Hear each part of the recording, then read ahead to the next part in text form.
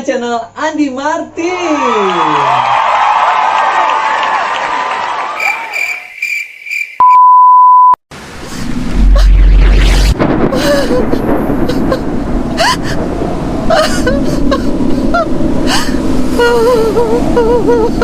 Assalamualaikum warahmatullahi wabarakatuh. Kembali lagi di channel saya Andi Martin Vlog. Malam hari ini di vlog saya yang kedua ini tentang cerita horor ataupun cerita mistis. Kali ini tetap kita mendapatkan tulisan ataupun cerita dari Aliurida ya.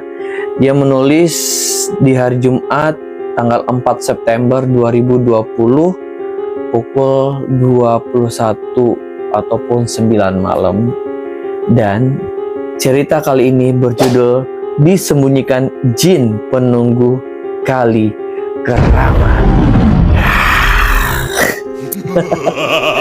Jadi aku harus ada apanya sih ya, jargon juga ya, gitu ya guys. Sementara aku belum menemukan jargon karena itu punyanya si itu ya, kalau aku lihat di TikTok punya orang gitu ya. Oke, kali ini kita balik lagi ke cerita horor dan pastinya saya tetap menggunakan mikrofon Bluetooth ini. Gimana guys, setelah kalian melihat ataupun mendengar suara dan menggunakan mikrofon ini, apakah kalian tertarik? Apakah suara saya jernih? Kalianlah menilainya dengan Tuhan. Hanya kalian yang tahu ya. Oke, baiklah teman-teman, sekali lagi cerita ini cerita horor mistis gitu ya, misteri.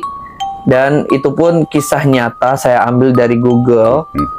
Jadi buat teman-teman yang pengen saya menceritakan ceritanya di vlog saya ini, silahkan langsung di komentar ya, mau cerita apa lagi. Dan sekali lagi, bagi kalian yang penakut, langsung di skip sekarang juga.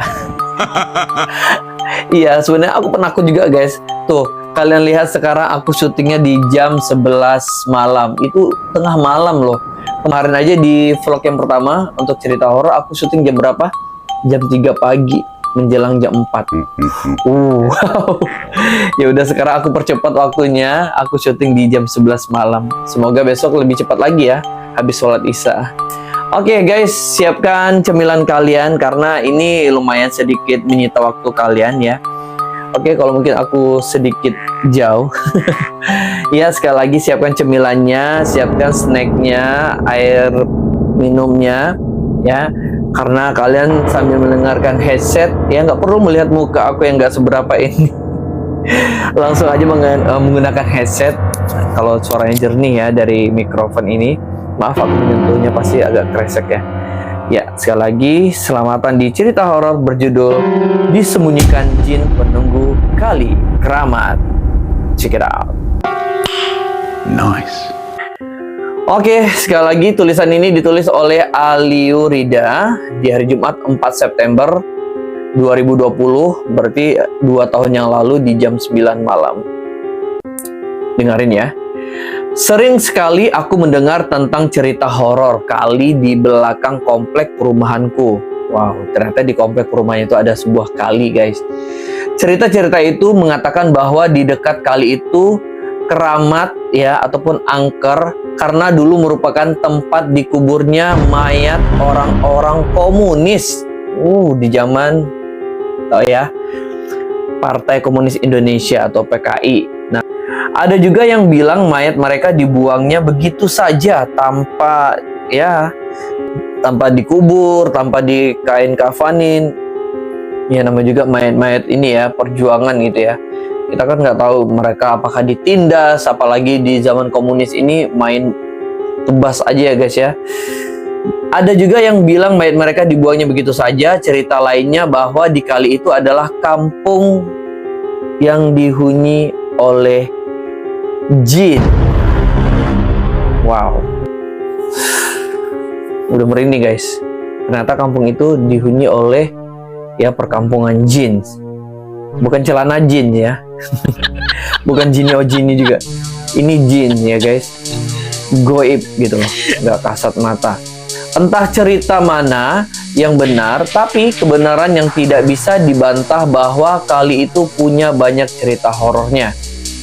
Salah satu cerita horor yang bahkan menjadi legenda dan diceritakan sepanjang zaman lewat mulut ke mulut ya dari warga keluarganya di komplek itu adalah cerita tentang tua ocol yang dijitak jin sampai pingsan di pinggir kali.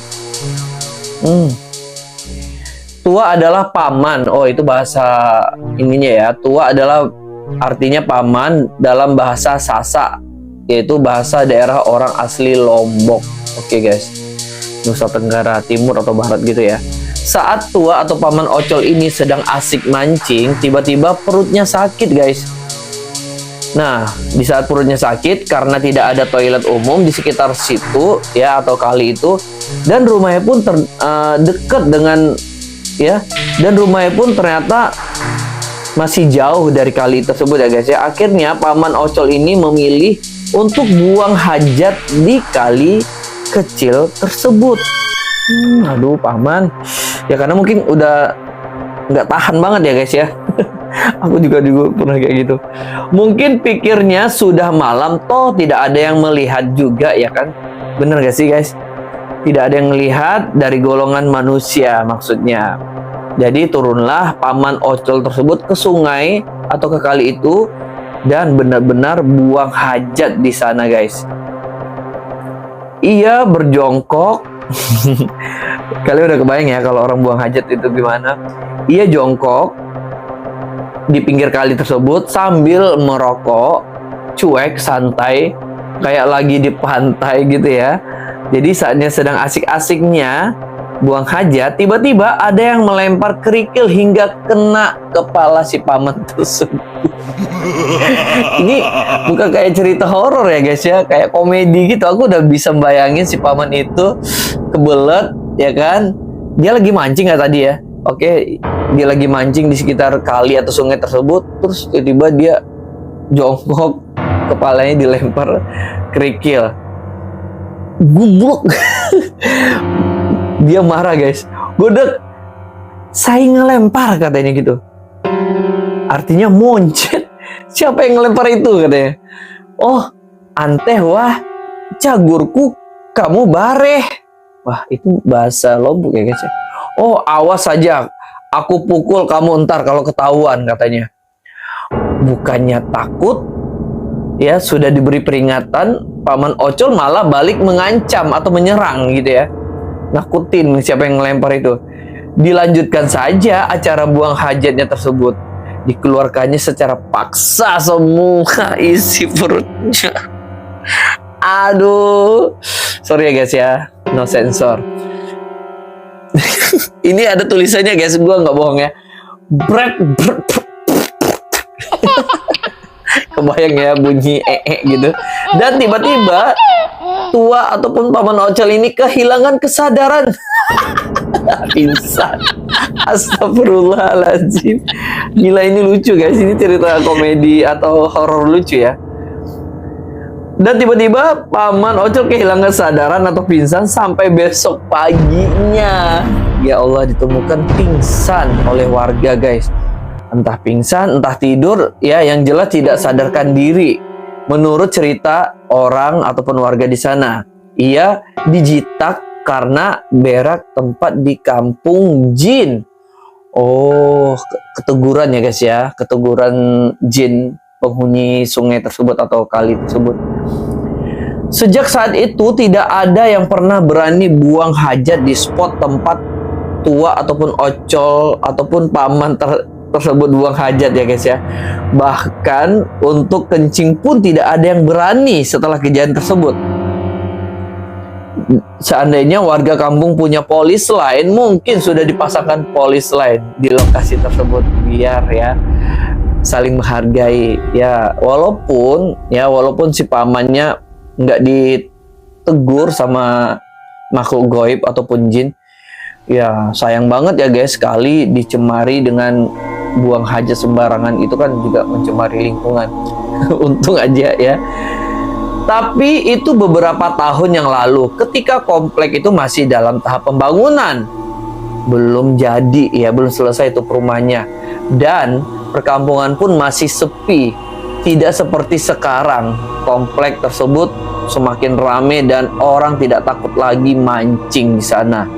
Mungkin juga jin telah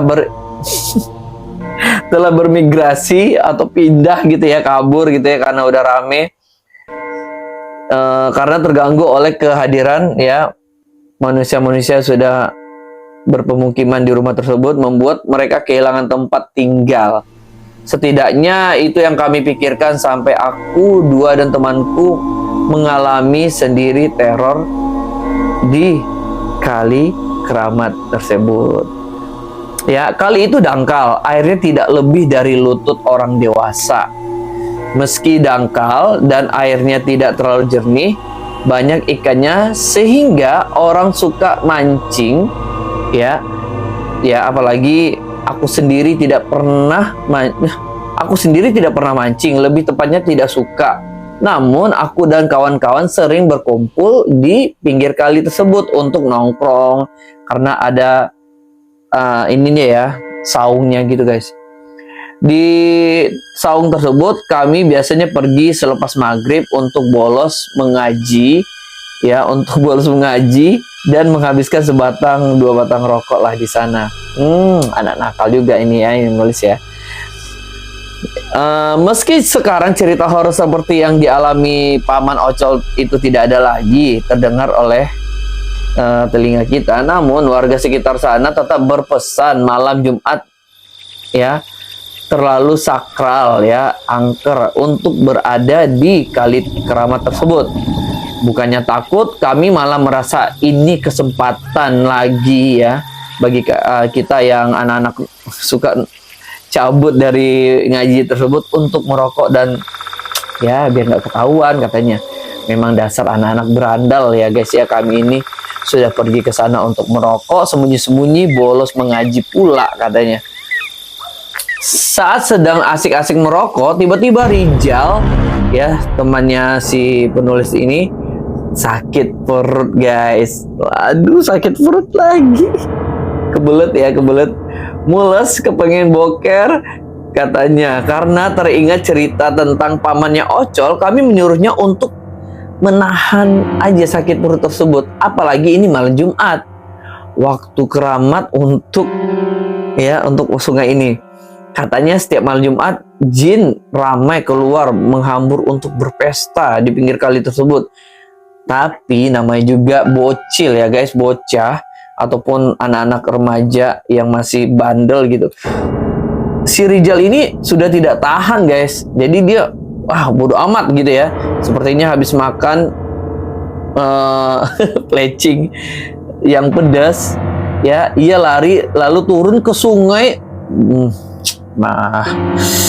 Terus dah dia turun ke sungai untuk melepas hajatnya, mengeluarkan isi perutnya semuanya di sana dari jarak yang cukup untuk menghindari bau nya itu, namun masih bisa berkomunikasi.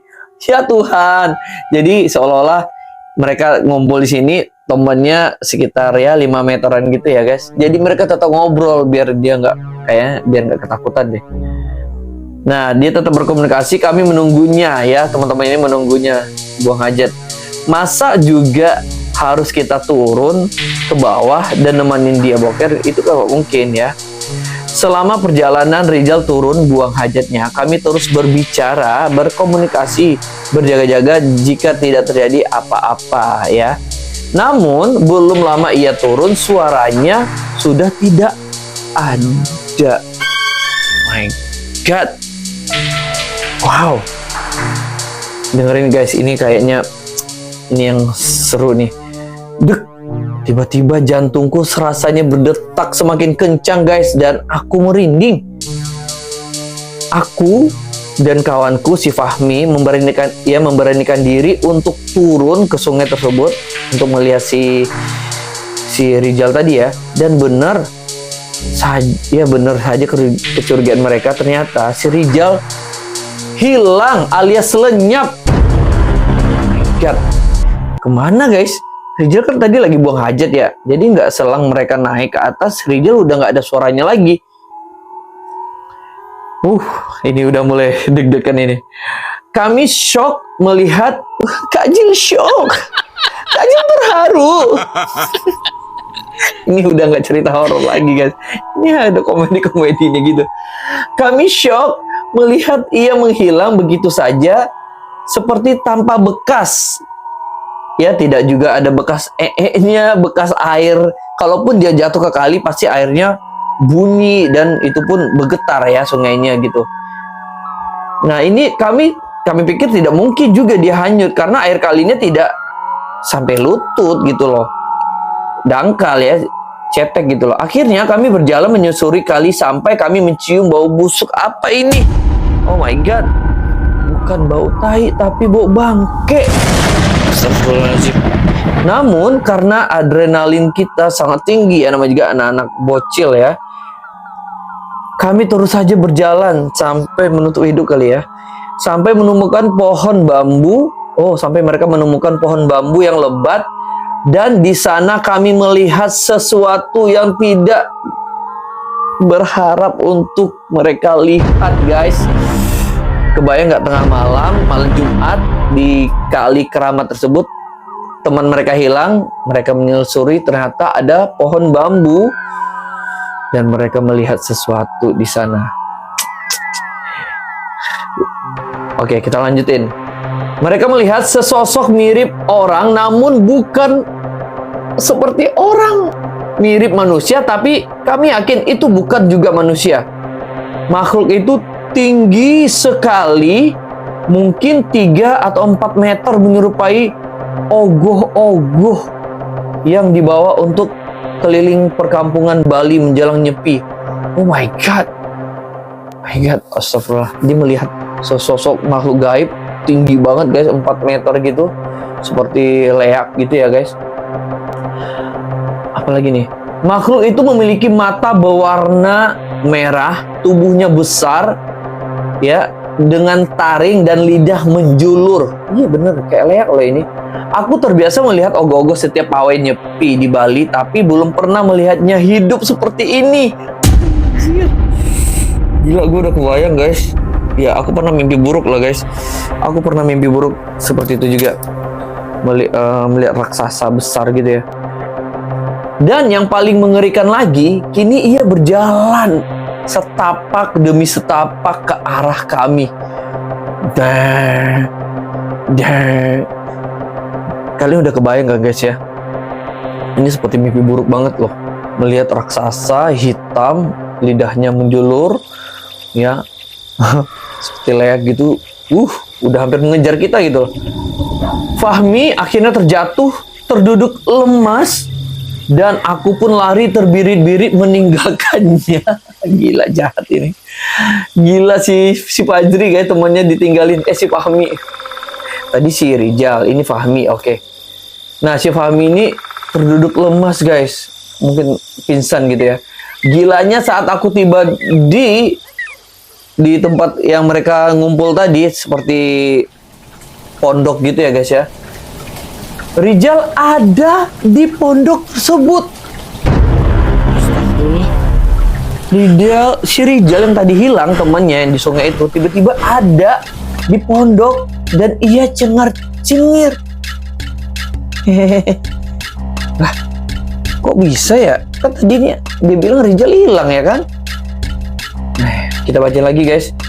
Rasanya aku ingin meledak, mengungkapkan kemarahanku. Namun ini tidak mungkin terjadi ya, karena ia bersama sama seseorang tadi. Ih gila. Iya kan tadi kan dia tadi mau turun sakit perut ya. Kalau kita orang Pekanbaru bilang pengen boker gitu lah ya. Nah tapi kalau bahasa Pekanbaru Padang beda lagi ya. Sak ciri. Orang Padang mana suaranya? Sak ciri katanya gitu ya. Oke, aku orang Padang guys, orang Padang. Nah jadi ternyata ya, si Rijal turun dan buang hajat. Ia melarangnya buang hajat di lokasi keramat dan mengajak Rijal pindah lokasi.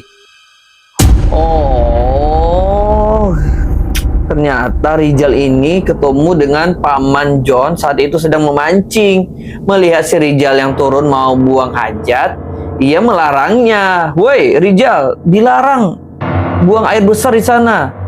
Ya, karena ini lokasi keramat, angker gitu loh. Dan mengajak si Rijal tadi pindah lokasi. Astaga, si Fahmi ketinggalan. Si Fahmi, temannya tadi yang pingsan melihat raksasa hitam tadi. Aku telat sadar karena melihat kawanku yang aku sangka hilang malah tidak hilang, malah ada di pondok. Aku menceritakannya apa yang aku lihat kepada si Paman John yang ketemu dengan si Rijal tadi yang lagi mancing, dan memintanya untuk menemani mencari si Fahmi. Ya kan takutnya si Fahmi ini kenapa ya guys.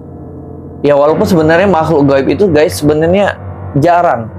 Ya kalau menurut aku ya, kalau kita nggak sauzon, kalau kita nggak takabur, dia nggak bakal ibaratnya nyentuh kita guys. Dia paling nakutin doang, ngasih peringatan ini bahwa aku ada di sini, bahwa aku itu ada loh gitu.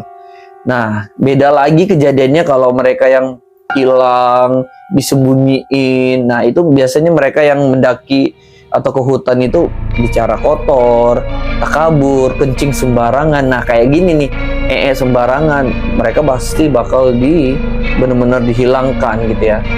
Bahkan banyak yang meninggal ya guys. Kita lanjut guys. Dan akhirnya kami turun lagi menyusuri kali. Aku dikejutkan Fahmi tidak ada di tempat di pohon bambu tersebut. Kan tadi mereka nyampe di pohon bambu melihat raksasa hantu. Fahmi benar-benar hilang guys. Mau menangis rasanya karena takut dan juga merasa bersalah. Kami kembali mencarinya, dan kali ini ditemani oleh si Paman John tadi ya, dan seorang kawan mancingnya, temannya si Paman ini. Lama kami mencari sambil memikirkan apa yang harus kami katakan kepada orang tua Fahmi nantinya tentang anaknya yang hilang tersebut. Perasaanku semakin kacau karena setelah hampir 1 jam kami mencari, belum juga melihat batang hidungnya si Fahmi ya. Aku dan Rijal sudah lelah dan memutuskan untuk beristirahat malam itu. Paman John juga sudah lelah guys, karena dia udah tua juga ya, dan ikut beristirahat. Namun temannya yang baik hati terus mencari. Temannya si Paman John ini, ya udah kalian istirahat, aku tetap mencari ya gitu. Sampai lewat 1 jam baru temannya si Paman John tadi muncul bersama Fahmi yang nampaknya masih shock dan lemes. Alhamdulillah, Fahmi akhirnya ketemu juga. Aku tadi udah overthinking guys. Dia bercerita menemukan Fahmi tertidur di bawah pohon pisang sekitar 500 meter dari tempat aku meninggalkannya di pohon bambu tadi. Wow, lumayan jauh loh, 500 meter pohon bambu ke pohon pisang. Fahmi tidak berbicara apa-apa, hanya diam begitu saja. Badannya menggigil guys, saking masih shock ya. Aduh, harusnya kasih air putih gitu ya, minum ya. Kami tanya bagaimana ceritanya sampai ia berada di bawah pohon pisang, namun ia tidak tahu harus menjawab apa karena dia udah shock ya, pingsan ya waktu itu ya. Ia bingung seperti orang linglung. Bener-bener. Rata-rata orang yang ketemu asli dengan mata kepalanya sendiri melihat makhluk goib itu pasti udah beda lagi guys. Mohon maaf ya, bahkan ada yang sampai ya shocknya itu berhari-hari, bertahun-tahun, sampai gila. Nah, tapi kita nggak tahu nih si Fahmi ini gimana. Ia bingung seperti orang linglung. Ingatannya terakhirnya ketika melihat jin yang mirip ogoh-ogoh tersebut di pohon bambu. Saat kami mendengar Tuan atau Paman John dan kawannya ini pamit, perutku tiba-tiba mules tak tertahankan. Gila, ini kalau kalian pikir guys dari awal ya, itu mules. Aku rasa ini penghuninya jin yang ada di sekitar kali ini sengaja deh membuat warga yang mampir ke kali ini perutnya jadi mules. Bener nggak sih? Iya nggak sih? Karena dari awal tadi si pamannya mules sebelum komplek itu dibangun. Sekarang warga komplek yang udah ada di sana pergi ke sana mules, Rijal mules, ya kan? Ini akhirnya si yang cerita ini juga mules nih. Anjir, mules sekali perut aku. Ayo, sudah pulang, kata si Fahmi. Aduh, sepertinya nggak tahan kalau nunggu sampai rumah. Nah, Bener ya guys ya. Jadi feeling aku kayaknya jin ataupun hantu yang di sekitar kali ini sengaja bikin masuk ke dalam perut korbannya. Mereka bikin bergejolak di sana, pengen pengen pup gitu ya. Nah, iya ini contohnya ya. Ayo udah pulang kata si Fahmi, kata temannya tadi yang udah lemes tadi ya. Aduh sepertinya nggak tahan lagi. Itu ada kali, tawar Rijal. Ya Allah, Fahmi dan aku saling lihat kemudian berbareng berkata, godek. Mungkin artinya goblok kali ya. Oke guys, luar biasa ya. Jadi 3 pertemanan ya kayak Warkop DKI deh, mereka nih udah jelas ya. Mereka tadinya udah hampir celaka di kali tersebut ya kan, gara-gara pengen pup aja ya kan, gara-gara si Rijal yang pertama, terus disusuli 2 temannya, akhirnya Rijalnya hilang tak kemana, ternyata dilarang warga sana. Temannya yang 2 ini malah terperosok gitu ya, ketemu hantu, hampir pingsan. Nah sekarang udah selamat, mereka udah ketemu sama warga. Ini ending cerita, sakit perut lagi dan pengen lagi di kali tersebut. Ya udah, pasti temennya bilang godek lu. Aku nggak tahu ya artinya, boleh di translate ya, arti godek ini apa guys, bahasa Lombok katanya. Jadi kalau feeling aku tuh bodoh ataupun goblok gitu ya, maaf ya. Oke teman-teman, waktunya berapa nih? Wow, lumayan loh. Kemarin 20 menit aku bercerita, sekarang 26 menit. Luar biasa ya, cerita komedi horor malam hari ini ya. Ternyata komedinya ada sedikit lucu-lucunya ya. Oke, terima kasih teman-temanku udah mau setia mendengarkan dari awal sampai habis. Sorry ya guys ya untuk kekurangannya, karena aku pun baru bikin vlog ini juga, menemukan cerita horor-horor selanjutnya. Jadi kalau kalian pengen cerita horor di desa kalian, di tempat kalian, boleh langsung di komentar ya, ataupun langsung inbox ke Andi, nanti aku kasih Instagram aku ataupun media sosial aku lainnya di sana. Oke, terima kasih udah nemenin aku malam hari ini. Alhamdulillah kelar juga. Besok kita jumpa lagi di cerita horor dan mistis onde mande Raca Bana. Assalamualaikum warahmatullahi wabarakatuh.